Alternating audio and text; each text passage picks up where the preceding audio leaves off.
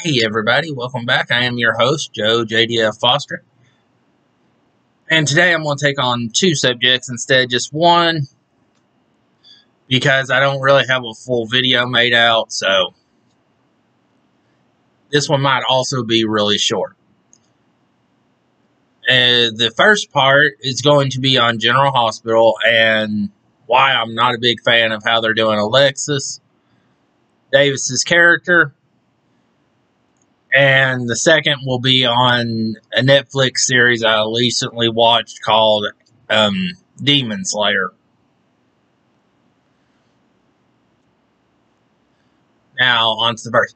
Okay, when Alexis Davis's character first appeared in Port Charles on the TV show General Hospital, I was actually a fan. I loved her character because she was cruel and vicious to a point, but at the same time, she was mysterious.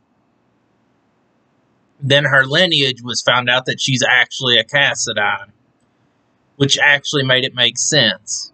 But she's illegitimate. And this led to a whole war with Helena Cassadine because she couldn't stand that her husband birthed children that weren't hers.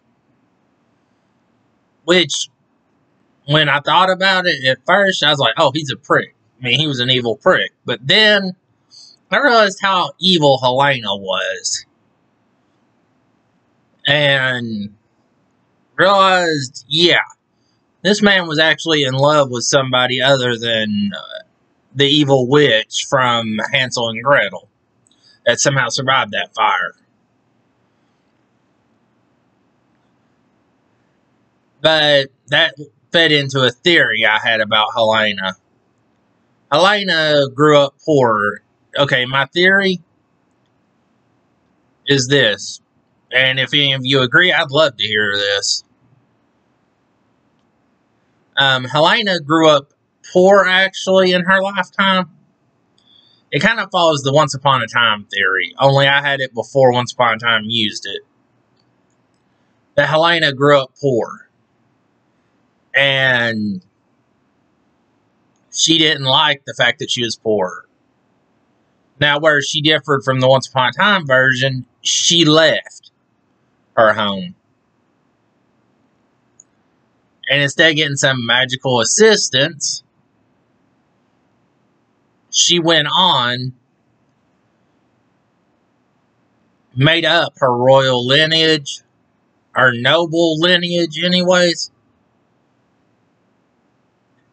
and stated that she was actually of a higher rank than she was. Nikos married her. When this happened, nobody cared. Well, later on, Nikos found out she lied. And then he started sleeping with the woman who would eventually give birth to the woman known as Alexis Davis and her younger sister, Christina.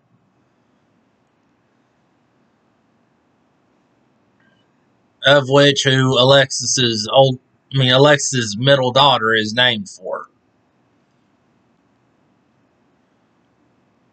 Played by Alexi Ainsworth. But anyways, back to the story. When Helena realized Nikos didn't care for the riches and the noblehood of the woman, it made her mad. And so she killed. And she got jealous at first because he was cheating on her. And then she got angry and killed Alexis' mother in order to guarantee he wouldn't cheat. The only thing that actually kept her... Sorry.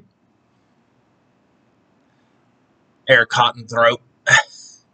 The only thing that kept her from actually killing Alexis when they were younger is the fact that they were caught. And after they had killed the mother, Mikos told her if she killed or harmed Alexis in any way, then he would leave her. So instead, Alexis got shipped off to a cousin, so to speak, of the family, and that's how she was raised. And that's why when she first came on, she was treated as a cousin to Nicholas rather than his aunt. Now, later on, this changes. And Alexis becomes more motherly, becomes a great person, and lovable character. In recent years, though, they've given her alcoholism as a characteristic. My guess is this is because they can't do it with the Quartermains anymore. Because they killed AJ off back in 2013, I think it was. After his mini returns. But anyways, my guess is since they couldn't do it with him and they're not wanting to do it with Michael because Michael's a good character to have, they chose to go after the Cassadines, which have very few members left, as it is. And they chose Alexis. To me, this is a mistake, though, because Alexis, she lost her license. I mean, yeah, she's had some bad times, and her drinking a lot makes sense to it to some extent. I could see her developing a drinking problem, but the way that they're having it go, no. This was asking too much of her at the time. Within such a short time frame. She went from, oh, I lost the guy I love, and I went into rehab, basically. Well, not into rehab, but she went to sessions, to the most recent episode. She stabbed a guy with a hypodermic needle, thinking she was protecting her oldest daughter from a guy who used to be a serial killer that tortured her daughter at times.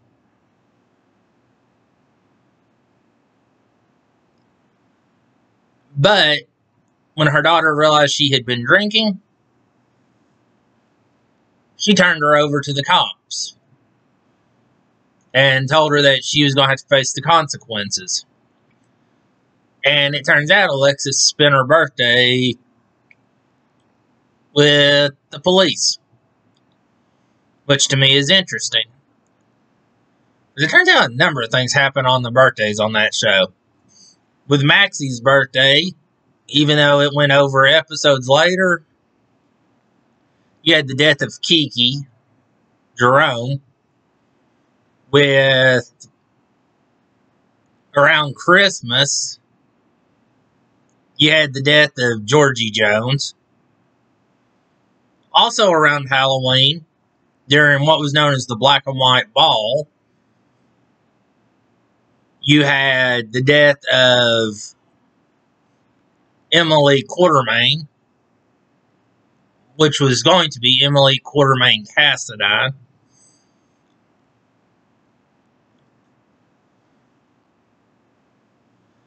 But again, back to Alexis. I think it was a mistake to do her character the way they've done, because among all the rewrites they're doing, it seems like they're trying to push away characters that are beloved by people and turn them into hated ones.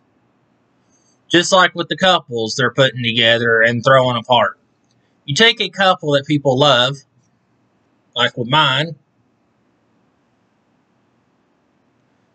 the couple of Jason and Sam, and I'm Just saying, people love this couple, have loved them since they were put together back in 2004, even though they were kind of forced upon each other back then. And they'd break them up, have them get back together, break up, and get back together. Okay, that's understandable. But this most recent breakup, suddenly Sam couldn't handle Jason's life. Doesn't make sense considering, okay, she told him she didn't want anybody dangerous in her children's life.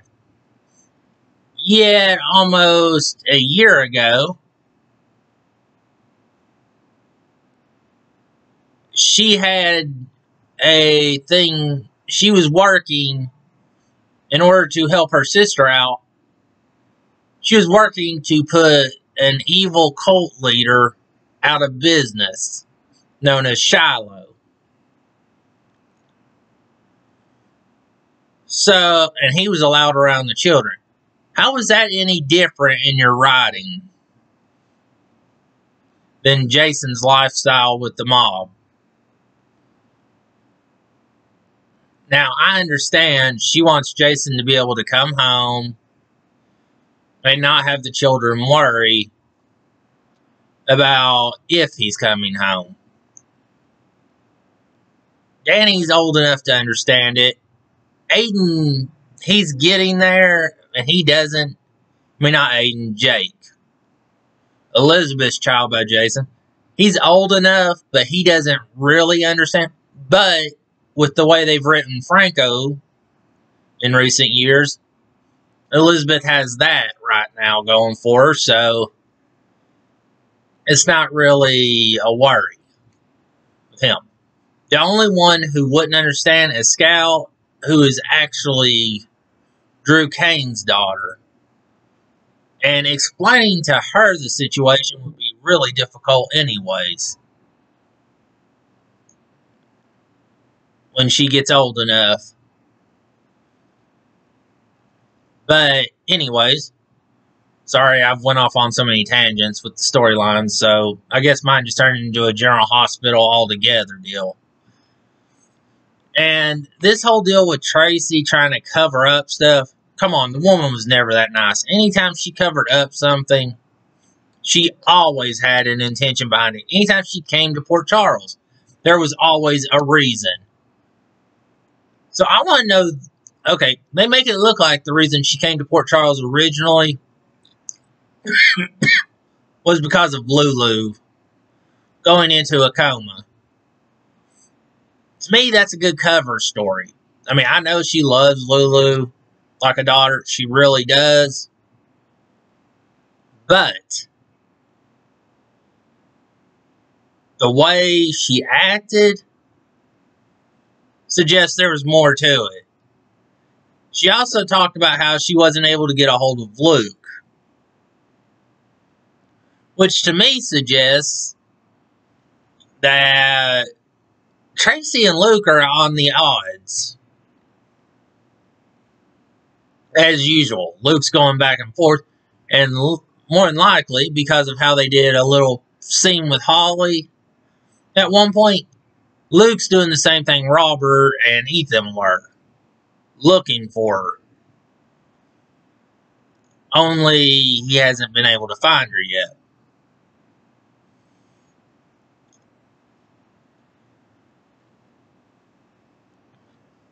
Okay,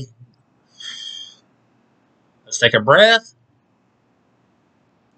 Now to switch over. Now I'm going to talk about an anime series I recently watched on Netflix called Demon Slayer. Thing is, I like this one. It's about a kid who, while one day coming back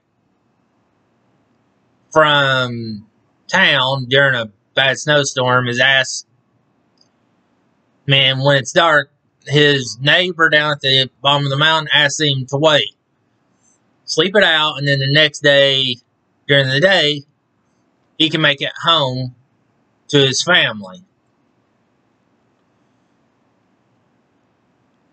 Because they were going to celebrate like the new year. They're going to have a festival type deal going there for them. celebrating. Well, the kid sleeps that night. And this is containing spoilers pretty much all the way through, so get ready. When it comes to, well, he goes home the next day. This kid has an amazing nose. He can smell things in the air. First thing he smells is the scent of blood. He walks in. His family's been slaughtered. Nobody knows who. Nobody knows what. Or why.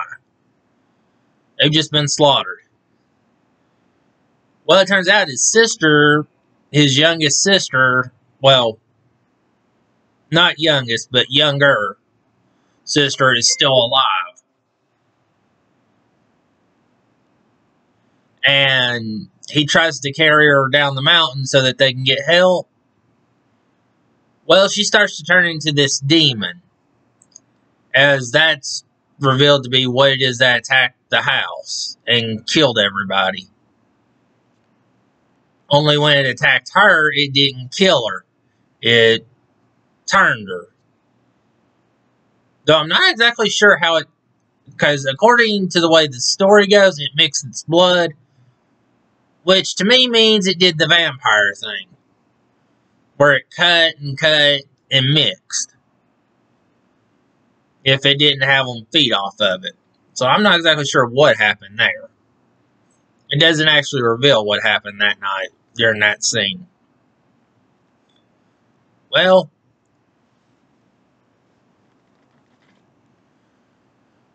I hate cold weather. But anyways, suddenly this person shows up, tries to kill his sister. Tries to kill this guy's sister. Well, the boy fights him off, along with his sister, and then his sister comes to his defense at the last moment. And this guy looks at him, surprised, because the girl's showing all the signs of a demon. She's ready to feed and everything. But yet, she protected her brother, as if she still had her human traits, which means she wasn't fully changed. So instead, they're sent to this man in the mountains who wears what's known as a Tengu mask, which to me just looks like a strange clown mask.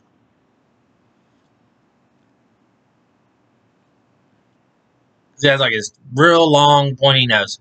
Kind of reminds me of a red Pinocchio. Anyways, he trains the guy. He trains the one kid while the kid's sister spends all this time asleep with a bamboo muzzle on. Kid spends 2 years in a mountain top, not once attacking any human.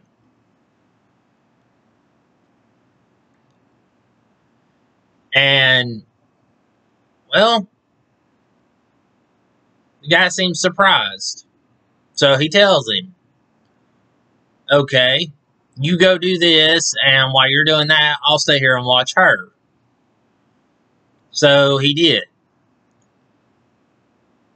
This kid goes through this little session, becomes this sword master who joins a group of people that kill demons. Which I find kind of funny, considering his sister is on her way to becoming one. But in the process of it,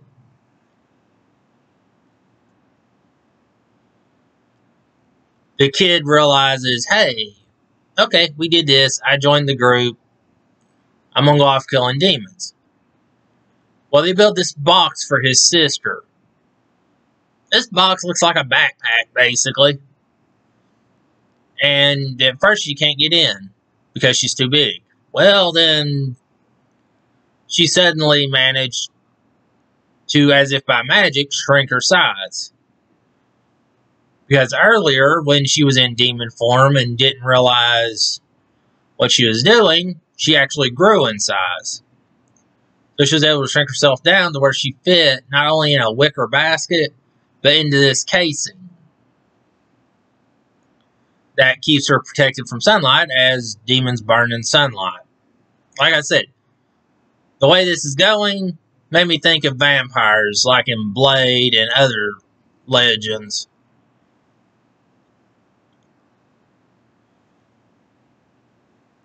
And along the way, the boy meets other demon slayers. Some that believe the way he does, some that don't. And he even meets up with the guy who actually attacked his family at one point, about halfway through the series. Well, it turns out the guy actually has a human family. In order to avoid detection, though, he does a scratch thing on the back of this one person's neck that actually transforms them into a demon, so that the boy has to choose: protect the people of this town,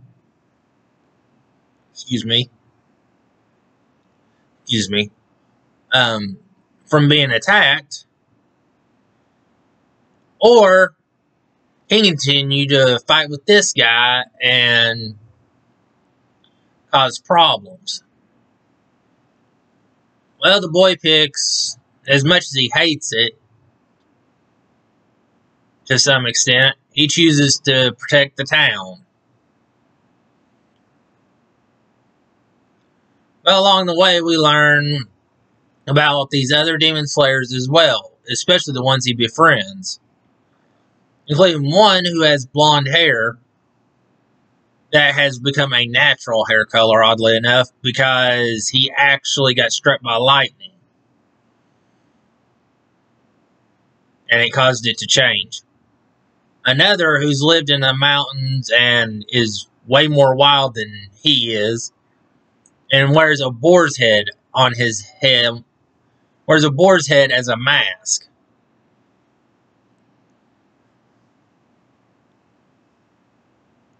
And then, like I said, with our main character, they grew up in the woods, but they're sort of in between. But the thing is, during one of the episodes, they have to get on a train. Well, when they go to get on this train, I'm sorry, this is going to be a spoiler alert as well. When they go get on the train,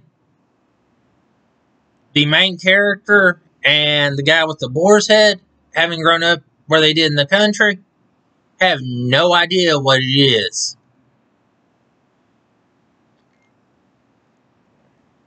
Only the kid who got struck by lightning actually knows.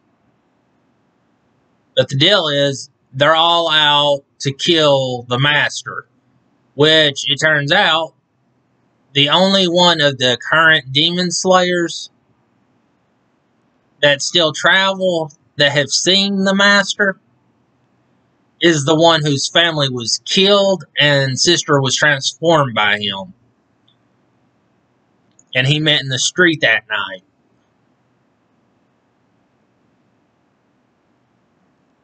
Anybody else hasn't seen him. Now, the master, as they call him, of the house, which is the leader of the Demon Slayer Corps, as it's known, has seen the guy, but when you see him, he's all messed up from where he's been fighting.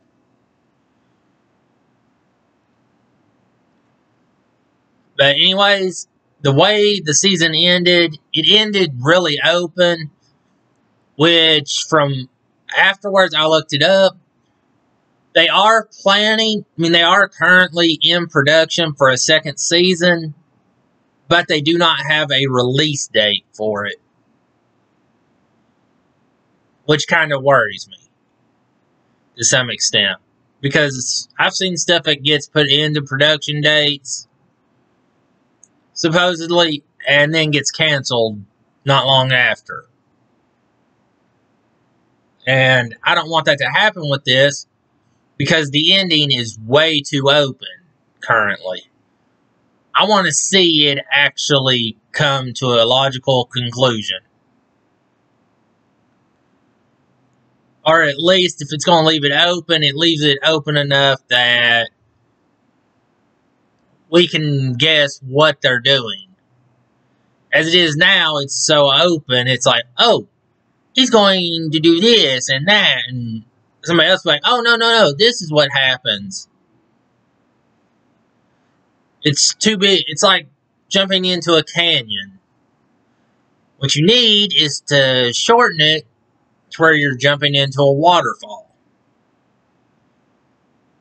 Only instead of jumping into Niagara or the Amazon, it's more like jumping in to one that leads to a creek or a small river type deal. Like the ones down in Tennessee or certain ones along the Mississippi.